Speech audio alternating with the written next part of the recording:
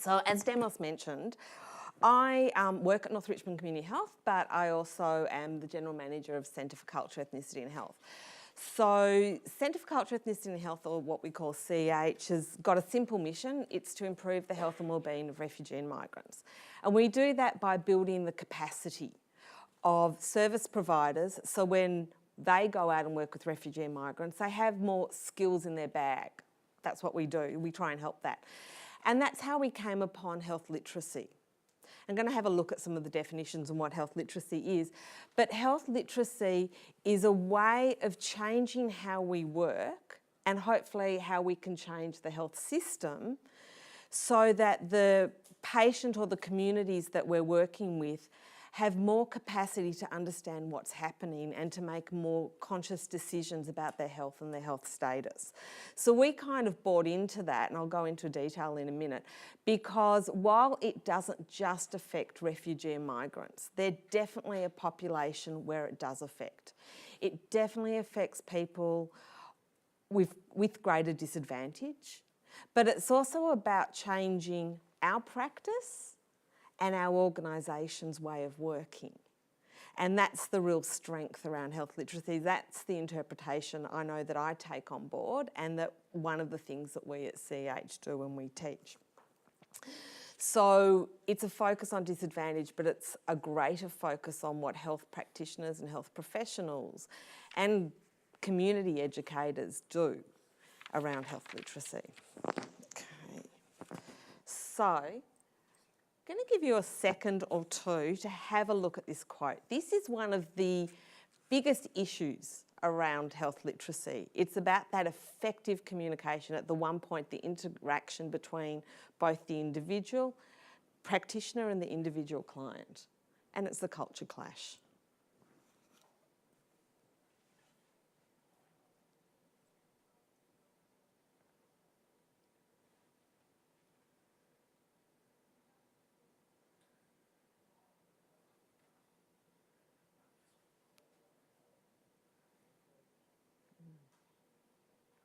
It's an interesting notion, because when we want a patient or a client or the community to actually understand something, our logic dictates that we tell them as much information simply and clearly. But if they don't expect to receive a hell of a lot of dense scientific information and they don't know what to do with it, it's not really going to help them make a decision. I'm getting a few nods here, because I think what we have, that when I talk about that culture clash, it's when the practitioner, and there needs to be that recognition that what we are doing is the best work we can. It's not because we're trying to cut corners or shortcut anything. It's about trying to do the best for your client, but sometimes what is logical and the best in our head isn't actually going to bring out the best health outcomes for that patient. So with health literacy, there's some tools and some ideas and some concepts that we can put into play to kind of challenge that. Now, the other thing really important about health literacy, we haven't invented a new planet with it. There is nothing I can say today that you're going, I've never heard that in my life. It may join a few dots that haven't been joined, but one of the most important things to consider is it's not brand new. Suddenly we haven't found the cure for cancer through health literacy. We're not going to. So what's really important is, how do we conceptualise health literacy? And I've got a few different concepts that I really like to put up, because it is that idea of different ways of different people thinking. There's a guy called Richard Osborne, and if any of you know health literacy, he's a bit of a health literacy guru in Melbourne. He's Melbourne-based, I think at Deakin University, and he did a big study of how patients conceptualise health and illness. And because, as that previous slide indicated, there's that whole thing that we want to explain everything in the scientific model because that's our profession, that's how we learn. But when people have a problem, this is how they address their health. Suddenly my body's not working exactly how it's meant to be. It's not working today like it didn't yesterday, so I've got a problem. So I need to fix the problem, okay? So that's the access of the navigation. Then I need to tell the health professional what my problem is, and then I want them to fix it. So this holistic attitude that we're trying to build isn't the natural way a lot of people think about their health. You know, yesterday my teeth were fine, today I've got a toothache. I just want to get rid of the toothache. So how we create that discourse about that bigger picture is also really important, because you want to explain the details, the past, present and future, about how we can fix up oral health.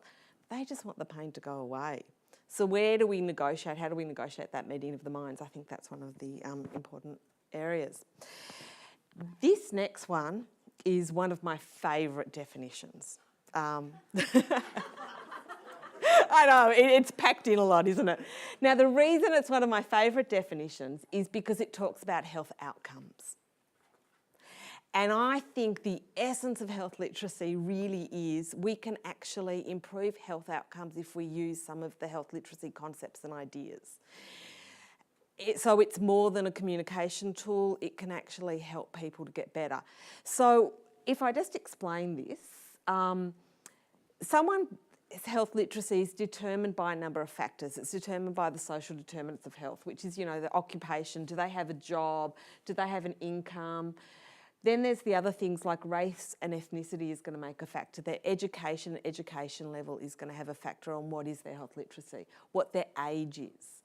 You know, older people generally have worse health literacy. Then there's some abilities, you know, what is their vision like? That is going to make a difference. If you can actually navigate a hospital is going to make a difference on your health literacy. If you can actually get to the room you're meant to be getting to. Your memory and your reasoning, that's going to determine your health literacy. But having a high health literacy or a low health literacy is a little bit so what? There's all the other factors, and that box in the middle has three big headings. It's around access and utilisation of healthcare. And if you have a look, it's divided into the factors of the patient, but it's also around the factors of the system. So regardless of what someone's health literacy, the system is going to have an impact on their health outcomes.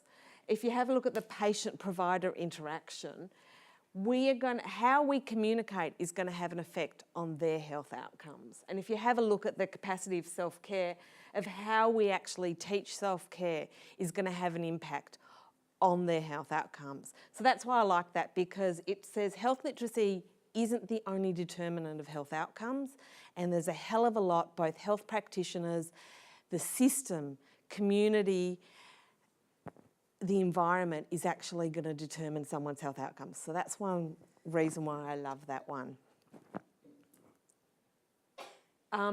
So obviously I'm presenting to a bunch of oral health practitioners. I did have a look at, are there frameworks around health literacy for oral health? And this is one that I came up with.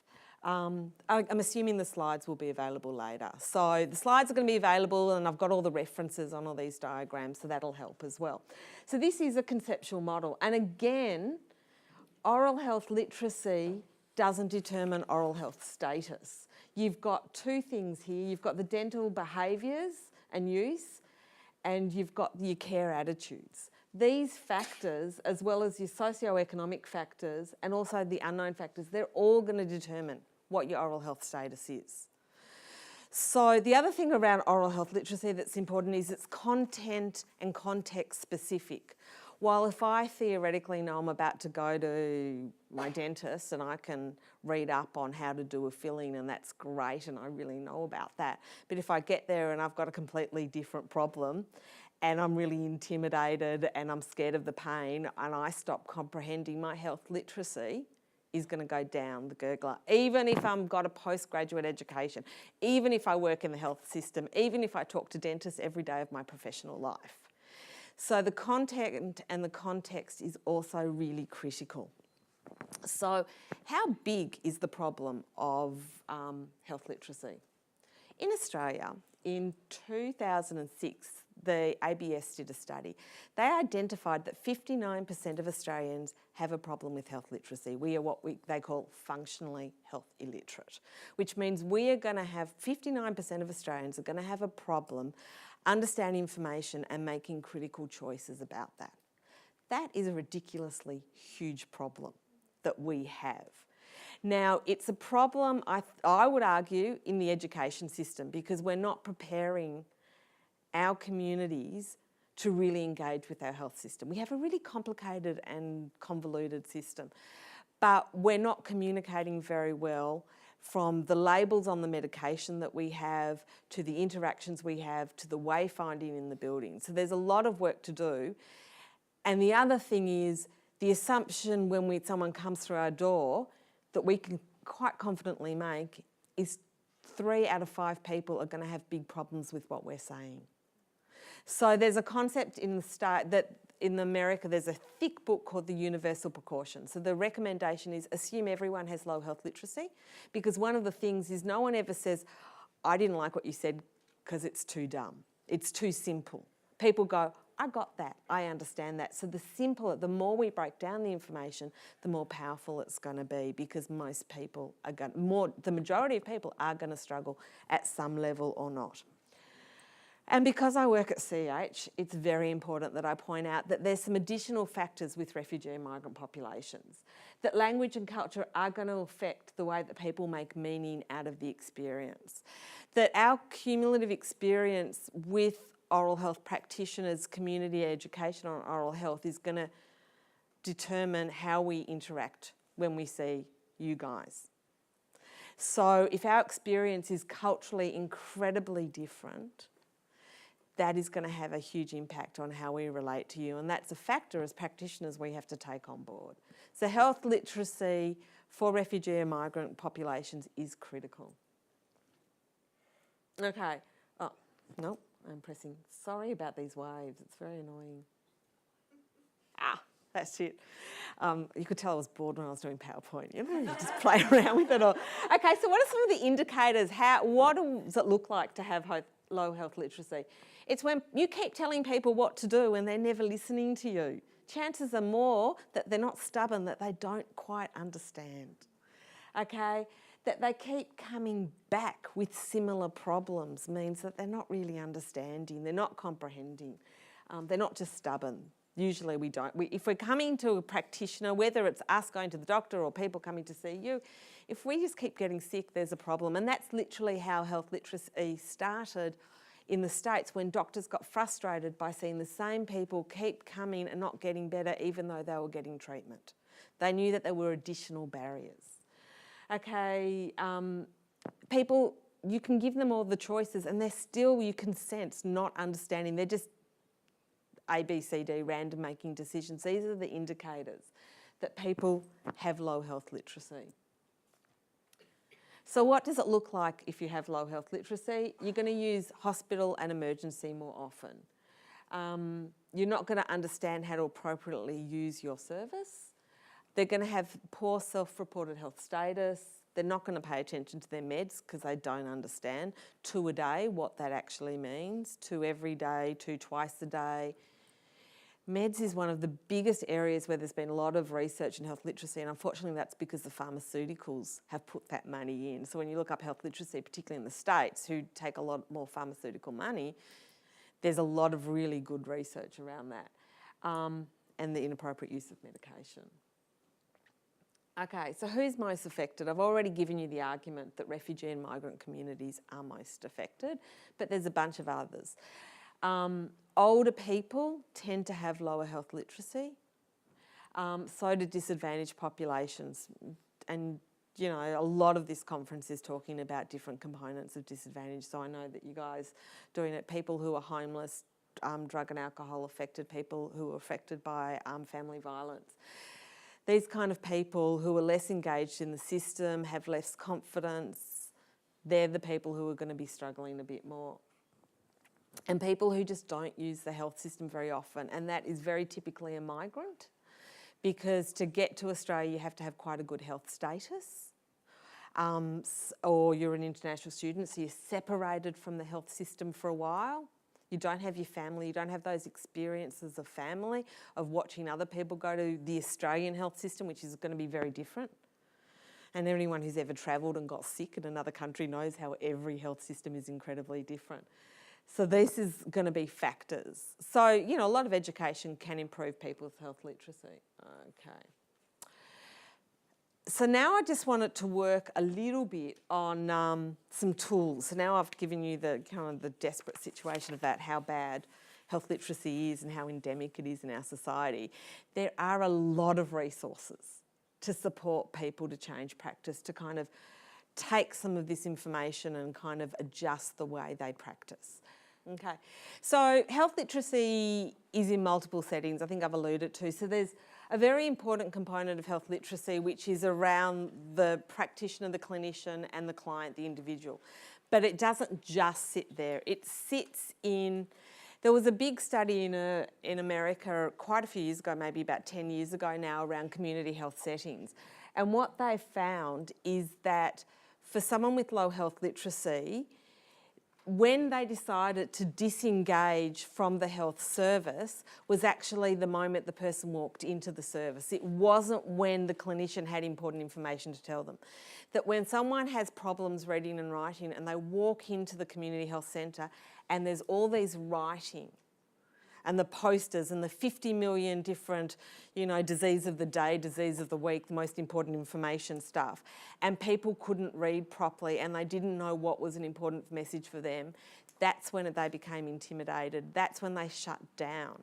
So when the clinician had something important to tell them, it was already half an hour too late.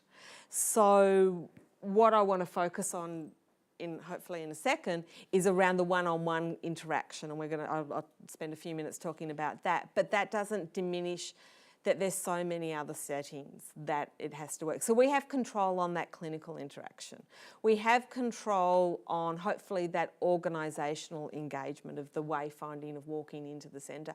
There's also stuff around the health system of when people know when to go to a dentist or when to go to a doctor or when to go to the hospital that are kind of beyond the control of us, that really are the responsibility of government and bureaucrats. Well, sometimes doctors make mistakes. Anna, you have to try twice as hard to fix them. Are you using your inhaler? All the time. Go through one a week. You sure you're using it right? Do I look like an idiot?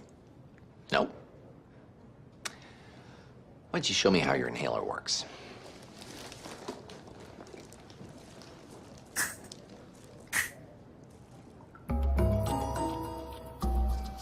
Jerk.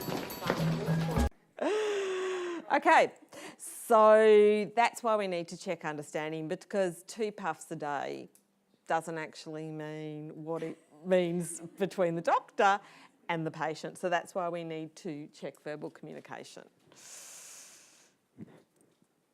Okay, so just waiting for the next PowerPoint, which talks about verbal communication.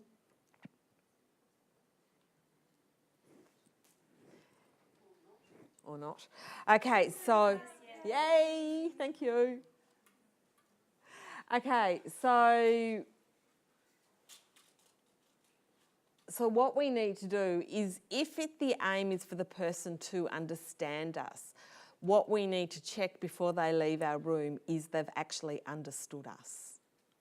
So telling someone once, telling someone 100 times, telling someone isn't someone understanding, and that's a distinction that I think as practitioners we need to do. We need to actually make sure that the critical element of the communication encounter is checking that they understood everything, not that we've covered our duty of care by saying the words, it's them saying it back to us. So verbal communication is about their comprehension. The ultimate is when they can make a decision. I believe that the best outcome is when there's a situation, you give a patient the decision, they put it, contextualise it into their own values and beliefs, and then they turn around and say, no, you're wrong because A, B, C, D, and this is what I want to do. Then you know they've actually understood you. You may not get your way, which is incredibly frustrating, particularly for me. I love getting my way. But you know that they've comprehended and they've internalised the information to the outcome that is best for them. And that's the stuff beyond our control. Okay. So how do we check understanding? Has anyone heard of TeachBack? 1, 2. Okay. Now, I have this fabulous video on TeachBack. I doubt it's going to work. It is on the... It's on the conference website. It's also on CH's website. We actually, the reason why it's so fabulous is that we got funded by the Primary Health Network to produce it. So what's lovely, you'll recognise the building in the shoot, but it's got Australian accents. And there's very few kind of practitioner videos that actually have our accents and our stories in it. So we did in partnership with some V's. So it's a great video. It takes less than 10 minutes to watch and it will break it down. But basically, teach back is a technique to ensure comprehension. So what you do is you say your first statement. You don't tell them everything because no one ever understands everything in one go. It's just too much. So you break it down. You tell them the first statement. Then you ask them a question to repeat it in their own words. One of the ways that I like doing it is, so when you go home and you tell your parent, your partner, your child, what we talked about, what are you going to say? Because then they have to contextualise it. They have to not just nod and say yes, which is one of the most frustrating things in a communication counter, but they're going to have to say the words back to you. Once they've understood that, you move on to the next concept. And again, you do the teach back. Tell me again what it was. And you go through that system. So in the end, they really have understood it. And if they haven't understood it, then it's our job to repeat the information in a different way so that they actually do understand it. So it's a very simple technique. There are hundreds of studies internationally, very few in Australia unfortunately, that prove that teach back makes a difference. Initially it does take more time, but they won't come back. And that's kind of one of the aims of what we're hoping, that there are better health outcomes. So going back to the beginning of the presentation, health literacy is about good health outcomes, and teach back has the evidence, has proven it gives good outcomes. So that's the strategy. Can I ask? Yeah. Do you think that works because you're proving your health literacy, or because they're actually verbalising and taking on board, rather than, even if they know the stuff, you know, once you hear it coming out of your own mouth, it's like it was your idea to do it. Like, I really like it, but I think it's not just that you've increased their health literacy. Like, you could give them an exam and have them pass it, but that they this technique makes them verbalise it, so therefore they're more likely to do it. Absolutely. There's a level of ownership that when I have to explain something, I've got to understand it. No, but I'm agreeing with that. I'm saying it's not the understanding. You're not demonstrating the understanding. What you're doing is making that person adopt it as their own. So you're not actually, I'm saying yes, it might increase the understanding or prove it to you, but that's not what gives the good outcome. It's that they're verbalising it, so they take it on board to do it. See, I'm not quite sure, because I know, like, when my doctor and I'm negotiating stuff and she'll tell me stuff and I can repeat it and we'll have that conversation, but I've made my decision if I'm going to follow them or not. So sometimes I'll go, yeah, I know I should do this tablet and that, and then I'll come back in a few weeks thinking, I'm never coming back. I just don't care about that. That's not important to me. But it means I've understood it and I've made some decisions. By them verbalising doesn't mean they're committing to the procedure. It means they understand the expectation that you're providing them. But I would disagree with you, because if what you're saying is true, you wouldn't get the improved outcomes. You would in health literacy terms, because I've made a conscious decision because I understood the information. So initially, because back a little bit ago I said sometimes they will decide a different choice than what we want them to do. Doing good health literacy practice doesn't mean everyone agrees with you, unfortunately. It means that if they're not going to agree with you, they actually understand and they've made a value choice of their own based on their own values and beliefs. We want them, I would love everyone to listen and do exactly what I say in life, but it just doesn't happen. But what you're saying is if they articulate it, they own it. Yeah. No, they don't own it because they may not do it. Not yet. Just wait there. We do have time for a few more questions.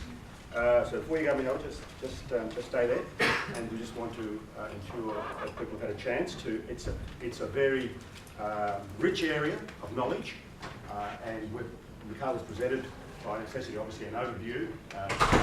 But I just want to comment on two things before I call for questions. The first thing is that Michal said it's not just about communication. However, at the end of the day, communication is fundamental to healthcare, and we do need to think about that broader issue. And the second issue is that Michal's point is, this is about context. Healthcare is not an abstract art. It's about relationships and it's about context. So they're the 2 points, and this is why health literacy as a framework and the ideas, conceptual frameworks are so important. So over to you now. Any questions? Yes. I think that the idea is fantastic, and it's very similar to training new skills too, where you show, tell, do.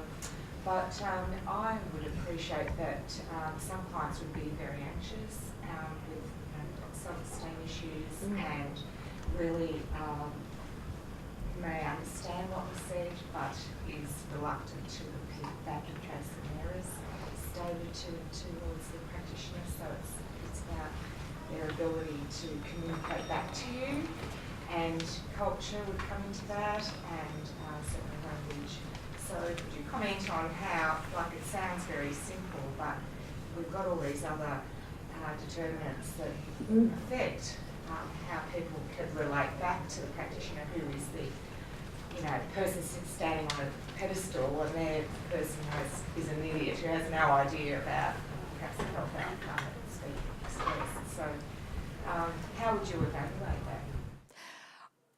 I agree, because I think communication doesn't work without the power dynamics that you're doing, and people's self-esteem, and also the roles when people walk in to see a health practitioner, they play a role and they expect the health practitioner to play another role.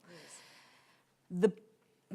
So I agree that that's a challenge, and it's a skill that we need to kind of adapt and change to. I think you can do it, which is why I recommend to ask them to recontextualise it, so they have to tell somebody else, because that's what we do when we see a health practitioner. We go home and we tell people want to know.